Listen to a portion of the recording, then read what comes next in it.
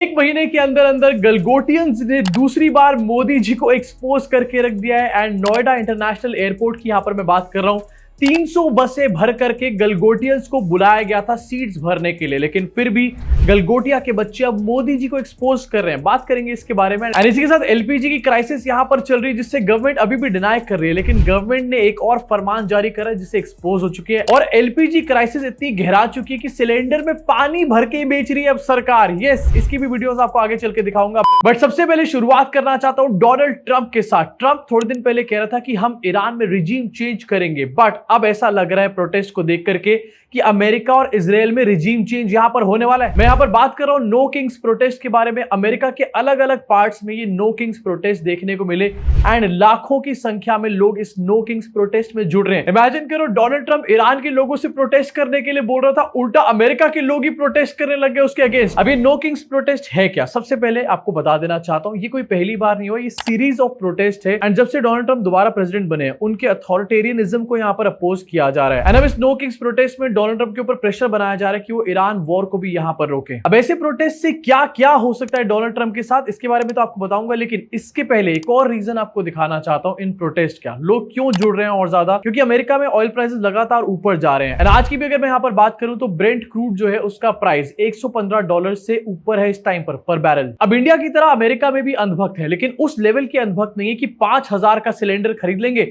लेकिन वोट मोदी जी को देंगे। वहां पर लोग ऐसी चीजों के ऊपर आवाज उठाना शुरू कर देते हैं। इनफैक्ट इसके अलावा एक और रीजन है, अमेरिका में ऑयल ऊपर जा रहा है और मार्केट्स लगातार नीचे गिरती जा रही हैं। फ्राइडे को जिस दिन मार्केट बंद हुआ उस दिन भी काफी तगड़ा क्रैश यहां पर देखने को मिला। एंड अमेरिका के लोग अब इस चीज को समझ चुके हैं कि डोनाल्ड ट्रंप और इजराइल की वॉर की वजह से उन लोगों को यहां पर सफर करना पड़ रहा है। ये प्रोटेस्ट कहां पर हो रहे हैं? Minneapolis, Philadelphia, Washington DC, Chicago, New York city, San Diego, Boston, सब जगहों पर प्रोटेस्ट देखने को मिल रहे हैं। एंड सारी जगहों पर लोगों का हुजूम यहां पर देखने को मिल रहा है। कुछ पोस्ट में बताया जा रहा है कि लगभग 8 मिलियन के आसपास लोग ऐसे हैं जो इस टाइम पर नो किंग्स प्रोटेस्ट से जुड़ चुके हैं। और नो किंग्स प्रोटेस्ट की खुद की वेबसाइट भी ये बता रही है कि 3300 जगहों पर प्रोटेस्ट हुआ है। इनफैक्ट सिर्फ अमेरिका के अंदर नहीं, no kings protest all over the world इस टाइम पर चल रहे हैं, क्योंकि सब जगहों पर ही ऑयल प्राइसेस बढ़ रहे हैं। एंड अफसोस इस बात का है कि सारे लोग वर्ल्ड में जो है गलगोटियंस नहीं है ना यहाँ पे।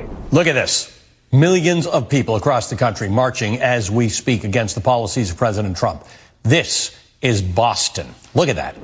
मिलियंस ऑफ पीपल तो गैदर हो चुके हैं। प्रोटेस्ट काफी जोरों शोरों से चल रहा है, लेकिन क्या इस प्रोटेस्ट से कुछ बदलने वाला है या फिर क्या डोनाल्ड ट्रंप की सरकार गिर जाएगी? तो सबसे पहले आपको बता देना चाहता हूं कि ऐसा नहीं कि इस नो किंग्स प्रोटेस्ट से डोनाल्ड ट्रंप की कोई सरकार ही यहां पर गिर जाएगी। अमेरिका के अंदर रिजीम चेंज जो है आज तक इलेक्शंस के थ्रू ही हुआ है, कभी भी प्रोटेस्ट के थ्रू नहीं हुआ है। लेकिन प्रोटेस्ट जो है इलेक्शन के लिए एक हवा बनाने का काम करते हैं। इनफैक्ट जितने मैसिव प्रोटेस्ट हैं, अगर ये लगातार चलते रहे तो डोनाल्ड ट्रंप की अप्रूवल रेटिंग्स जो कि मैंने आपको दिखाया था 36% पे पहुंच चुकी हैं, वो और ज्यादा नीचे गिर जाएंगी। अब इससे सिर्फ डोनाल्ड ट्रंप के ऊपर इंपैक्ट नहीं पड़ेगा, इससे इंपैक्ट पड़ेगा रिपब्लिकन्स की राजनीति के ऊपर। अगले इलेक्शन के अंदर उनको कोई भी वोट यहां पर नहीं करने वाला अगर ये प्रोटेस्ट लंबे दिन तक चल गए। इनफैक्ट अगर लंबे टाइम तक ये प्रोटेस्ट चले तो मीडिया के अंदर इसको और बड़े लेवल की कवरेज मिलेगी। एंड वहां पर गोदी मीडिया नहीं है, वहां की मीडिया सवाल पूछती है एंड उससे एक नैरेटिव बनता है इलेक्शन के अंदर। इसके कुछ पास्ट एग्जांपल्स भी है। वियतनाम वॉर के टाइम पे प्रोटेस्ट हुए थे एंड प्रोटेस्ट के प्रेशर में आके सरकार को वॉर से विड्रॉ यहां पर करना पड़ा था। हाँ, वॉर में पिट रहे थे, वो भी अलग बात है, लेकिन पब्लिक का भी प्रेशर वहां पर था। इसी के साथ सिविल राइट्स का मूवमेंट, ब्लैक लाइव्स मैटर, इन सब को लेकर के बार बार प्रोटेस्ट हुए हैं एंड गवर्नमेंट इससे प्रेशर में आई है, पॉलिसीज चेंज हुई हैं और वॉर्स भी इससे रुकी हैं। तो सिंप्लीफाइड बात यहां पर है कि इससे सरकार नहीं गिरेगी, लेकिन रिजीम चेंज के लिए एक नैरेटिव बन सकता है। डोनाल्ड ट्रंप की अप्रूवल रेटिंग्स गिर सकती हैं एंड हो सकता है इस पब्लिक प्रेशर के चक्कर में ये वॉर रुक जाए। यहाँ पे अब नो किंग्स प्रोटेस्ट काफी बड़ा हो चुका है। डोनाल्ड ट्रंप अपना मुंह छुपाने की कोशिश कर रहे हैं एंड अब लोगों को डाइवर्ट करने के लिए 3500 ट्रूप्स जो है उनको मिडिल ईस्ट में भेजा गया। एंड ये कहा जा रहा है कि ये खार्ग आइलैंड को कब्जाने की पूरी तैयारी यहां पर करी जा रही है। इनफैक्ट डोनाल्ड ट्रंप अपने स्टेटमेंट्स में भी यहां पर खार्ग आइलैंड को हथियाने की बात कर रहे हैं, लेकिन ईरान इसके बदले में कह रहा है वेलकम टू हेल। जो भी यूएस के ट्रूप्स ईरान में आएंगे वो पैरों पे आएंगे लेकिन वापस जाएंगे कफन के अंदर। ईरान ये बात बोल रहा है। इनफैक्ट इसी के बीच में यूएस और इजराइल ने एक कंबाइंड स्ट्राइक करी है ईरान के एनर्जी सेक्टर के ऊपर। और इसको लेकर के ईरान ने पहले ही यहां पर वार्निंग जारी करी थी कि अगर हमारे एनर्जी सेक्टर के ऊपर अटैक किया जाएगा तो हम पूरे मिडिल ईस्ट में एक ब्लैकआउट यहां पर कर देंगे, एनर्जी सेक्टर को उड़ा के रख देंगे, डिसैलिनेशन प्लांट्स को उड़ा करके रख देंगे। एंड वो सिचुएशन अब देखने को मिल रही है और यही सब रीजन है जिसकी वजह से अमेरिका के लोग प्रोटेस्ट कर रहे हैं, क्योंकि अगर ईरान रिटेलिएशन करता है तो ये सिचुएशन ऑयल वाली या फिर जो स्टॉक मार्केट वाली वाली है वो और ज्यादा बुरी होगी, यहाँ पर अच्छी नहीं होने वाली। इनफैक्ट इसके कॉन्सिक्वेंसेस सिर्फ यहीं पर नहीं रुकते, इसके कॉन्सिक्वेंसेस लोगों के जॉब्स पर भी आ सकते हैं, उनके रोजगार पर भी आ सकते हैं, उनके बिजनेसेस पर भी आ सकते हैं, और ये सेम चीजें इंडिया के अंदर भी हो सकती हैं। सेम तरीके की सिचुएशन इजराइल में भी देखने को मिल रही है, जैसे कि अमेरिका में प्रोटेस्ट चल रहे हैं, इजराइल में भी आपको दिखाना चाहता हूं। तेल अवीव में एक पैनिक हो चुका है, प्रोटेस्ट चल रहे हैं तेल अवीव के अंदर। इनफैक्ट इजरायली प्रोटेस्टर्स यहां पर ये कह रहे हैं कि डेमोक्रेसी पूरी तरीके से खत्म हो चुकी है, एंड प्रोटेस्टर्स साथ में ये भी कह रहे हैं कि उनको प्रोटेस्ट भी नहीं करने दिया जा रहा। मदरलैंड फादरलैंड के बाद मदर ऑफ डेमोक्रेसी और फादर ऑफ डेमोक्रेसी और बोल देना चाहिए मोदी जी को। Kind of the police deciding that we can't even protest against the war, I think that's a huge risk. In fact Israel जो है फादर ऑफ डेमोक्रेसी बनने के लिए पूरी तरीके से फिट है। तेल अवीव और हाइफा के प्रोटेस्ट में 18 लोगों को यहां पर अरेस्ट कर लिया गया है। Father of democracy.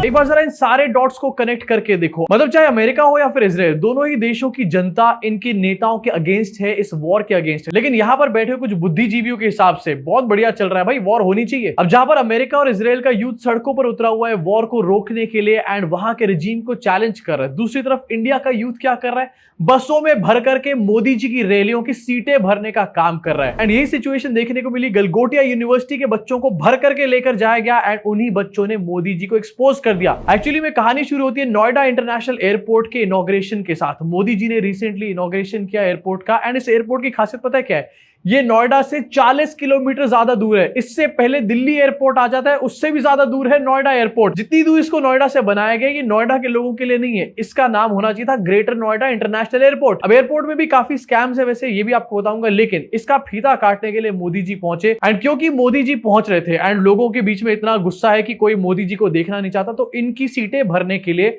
गलगोटियंस को बुलाया गया। एंड यहां पर एंट्री होती है नेहा मैम की। कौन नेहा मैम मत पूछना, क्योंकि तुम्हारा 6 मेरा 9 हो सकता है। योर 6 कैन बी माई 9 वाली नेहा मैम, यहां पर इनका मैसेज वायरल हो रहा है, कह रही है dear students please note that it's mandatory to come to university tomorrow, 28 तारीख को। There are buses arranged from the campus to take you to the airport inauguration। एक बार फिर से नेहा मैम ने सरकार को और सिस्टम को एक्सपोज करके रख दिया। एक महीना तो पूरा हो जाने देते। एंड अब गलगोटियंस के व्लॉग्स यहाँ पर मोदी जी की पोल खोल रहे हैं। एक स्टूडेंट ने व्लॉग बना के डाला है, बताया गया है कि कितना मिसमैनेज इवेंट था। इनफैक्ट ठीक से खाना भी यहाँ पर प्रोवाइड कराया नहीं गया, सिर्फ 2 दिन की अटेंडेंस के चक्कर में बसें भर करके लेके गए। 300 बसें गलगोटिया से लेके गए। जेवर में इंडिया का सबसे बड़ा इंटरनेशनल एयरपोर्ट इनॉग्रेशन में मोदी जी के इतने सारे भक्त अपने बहुमूल्य समय निकाल के उनके भव्य दर्शन के लिए एकत्रित हुए हैं। अगर आपको भी ऐसा लगता है तो बिल्कुल गलत लग रहा है। दरअसल ये जो भीड़ देख रहे हो वो आई नहीं बुलाई गई है। ग्रेटर नोएडा के सारे स्कूल कॉलेज के सारे बच्चों को, इनफैक्ट मेरे कॉलेज वालों ने भी पूरे 2 दिन की अटेंडेंस फ्री में मिलेगी। ऐसे ना जाने कितने बेनिफिट्स बता के लाए हैं। यहाँ आने के बाद मैं मोदी जी को एक ही बात बोलना चाहूंगी, वाह मोदी जी वाह। भाई जो कटा है ना सबका, 29 डिग्री टेम्परेचर में इतनी ट्रैफिक और खाने को पार्ले बिस्किट दिया जा रहा था मोदी जी की तरफ से, वाह मोदी जी वाह। गलगोटिया के स्टूडेंट्स अपने परम पूज्य मोदी जी के लिए कैसी लैंग्वेज यहाँ पर यूज कर रहे हैं। डैश कट गया यहाँ पर, 29 डिग्री सेल्सियस की गर्मी में यहाँ पर खाना ठीक से प्रोवाइड नहीं कराया जा रहा, पैदल चलाया गया है। कुछ और गलगोटियंस ने भी इसी तरीके के ब्लॉग बना के डाले हैं। एंड मोदी जी आपकी पोल खोलने के लिए बुलवाया था क्या गलगोटियंस को? अब दूसरा कॉलेज ढूंढना पड़ेगा आपको। इनफैक्ट इन गलगोटियंस को बुलाकर यहाँ पर करवाया क्या गया, दिन में 1 बजे गर्मी के टाइम, जैसे व्लॉग में आपको दिखाई भी दे रहा होगा, मोदी जी कह रहे हैं टॉर्च लाइट जलाओ तब इसका उद्घाटन करूंगा।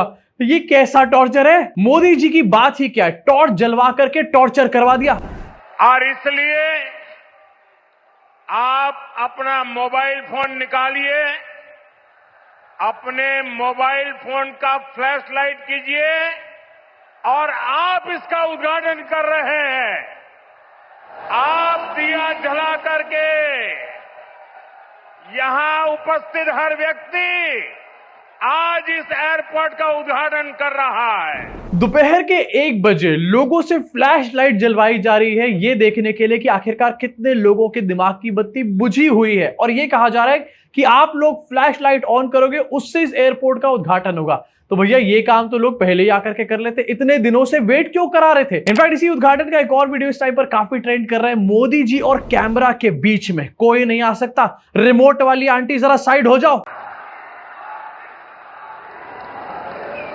15 अगस्त और 26 जनवरी पे बड़ा ज्ञान दिया जाता है कि महिलाओं का सम्मान करना चाहिए। यस, लेकिन दूसरी तरफ एक महिला रिमोट लेकर के आई एंड मोदी जी के अंदर इतनी बेसिक कर्टेसी भी नहीं है कि उनसे बोल दे कि अब आप यहां से जा सकते हैं। मोदी जी यहां पर रिमोट लेके इशारा कर रहे हैं, यूं यूं करके। ऐसे इशारा कौन करता है? ये कौन सा महिला सम्मान है? अब जरा एयरपोर्ट की भी बात यहां पर करना चाहता हूं। जो ये एयरपोर्ट का उद्घाटन किया गया, वैसे तो काफी बड़ा एयरपोर्ट यहां पर बनाया जा रहा है, लेकिन ऐसे उद्घाटन और भी बहुत सारे हो चुके हैं। अफसोस की बात यह है कि उन उद्घाटनों के बाद वहां पर फ्लाइट नहीं आती है। बस 20 अक्टूबर 2021 कुशीनगर का एयरपोर्ट यहां पर उद्घाटन इसका किया गया था, लेकिन आज की रियलिटी यह है कि कुशीनगर से कोई भी फ्लाइट कहीं पर नहीं जा रही है। मतलब एयरपोर्ट तो बन चुका है लेकिन फ्लाइट ही नहीं आ रही है। अल्टीमेटली इन एयरपोर्ट्स को वीआईपी मूवमेंट के लिए यूज किया जाता है। किसी नेता को रैली करनी है, कहीं पर जाना है तो वहां पर यूज कर लिया। इसके अलावा पिछले कुछ सालों में मोदी जी ने 7 एयरपोर्ट्स यूपी में लॉन्च किए थे। उनमें से सिर्फ एक ही इस टाइम पर चल रहा है, सिर्फ अयोध्या वाला, एंड उसकी भी हालत काफी ज्यादा खस्ता है। लेकिन दोस्तों टेंशन की बात है कि भव्य भीड़ यहां पर आ चुकी है, गलगोटियंस यहां पर आ चुके हैं मोदी जी का उद्घाटन कराने के लिए। In fact flash light Modi ji यहां पर जलवा चुके हैं। मजाक सोच रहे हो तुम लोग? यहां पर तो एयरपोर्ट चालू होके ही रहेगा। अब अगर ये एयरपोर्ट चालू हो जाता है तो बहुत अच्छी बात है, लेकिन अगर ये एयरपोर्ट चालू नहीं होता या फिर अगर ये भी ठप पड़ जाता है कुछ दिनों बाद, तो ये सिर्फ एयरपोर्ट नहीं, इसके आसपास के लोगों के लिए बहुत बड़ा इकोनॉमिक सेटबैक होगा। क्यों? क्योंकि पिछले 5 सालों से जेवर के आसपास फ्लैट्स और जमीन बेची जा रही है एयरपोर्ट के नाम पर। अब अगर एयरपोर्ट बन गया और अगर ये एयरपोर्ट ठीक से फंक्शन नहीं करेगा, सबकी वैल्यू एक बार में डाउन हो जाएगी। एंड वैसे भी मोदी जी जहां आते हैं वहां पर तो ऑटोमेटिक पनौतियां आ ही जाती हैं। अब जहां पर एक तरफ एयरपोर्ट्स में स्कैम हो रहा है, एलपीजी में भी स्कैम यहां पर शुरू हो चुका। पहला स्कैम तो ये कि गवर्नमेंट कह रही थी कि कोई किल्लत नहीं है, लेकिन अब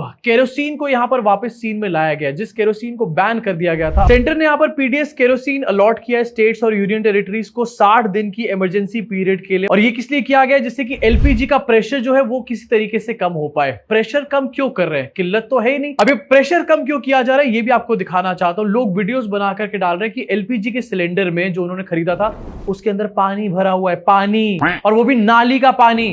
देखो गाइज, हमारे यहाँ सिलेंडर आया था, हमने ऑर्डर किया था इंडियन गैस से, जौहर गैस एजेंसी से। ये हमारे यहाँ सिलेंडर आया था, इसको लगाया मगर ये चल नहीं रहा है। हमने चेक किया, ये 16 किलो का सिलेंडर है मगर मीटर में 22 किलो दिखा रहा है। अब दिखाते हैं इसमें क्या है अंदर, ध्यान से देखना।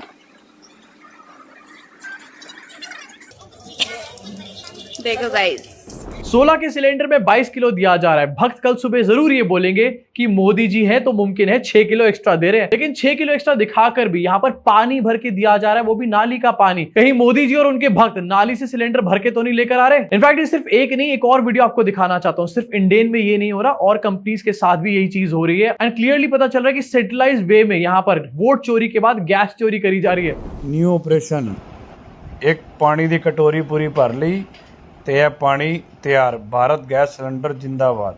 मोदी जी, ये क्या हो रहा है हमारे देश में? यहाँ गैस सिलेंडर नहीं मिल रहा और जो मिल रहा है उसमें से पानी आ रहा है। ये सिलेंडर भारत गैस का था। इनफैक्ट जयपुर की भी एक वीडियो आपको यहाँ पर देखने को मिल जाएगी। ऑपरेशन धुरंधर तो आपने देख ही लिया, ऑपरेशन सिलेंडर भी आप यहाँ पर देख लो। But on a serious note, अगर गैस सिलेंडर में पानी निकल रहा है तो इससे हम लोग क्या समझे? क्या गैस की किल्लत है या फिर नहीं है? और अगर गैस की किल्लत नहीं भी है तो आखिरकार केरोसिन को वापस क्यों लेकर के आया जा रहा है? मोदी सरकार ये कह रही है कि 60 दिन के लिए केरोसिन यूज करेंगे। मतलब बातें करी गई थी न्यू इंडिया बनाने की, और अब ये हमारे को लालटेन एज में वापस लेकर के जा रहे हैं। लालटेन लेकर के घूमे अब हम लोग केरोसिन जला के। अब आपका इन सब चीजों के बारे में क्या सोचना है नीचे कमेंट सेक्शन में भी भड़ास को जरूर निकालना।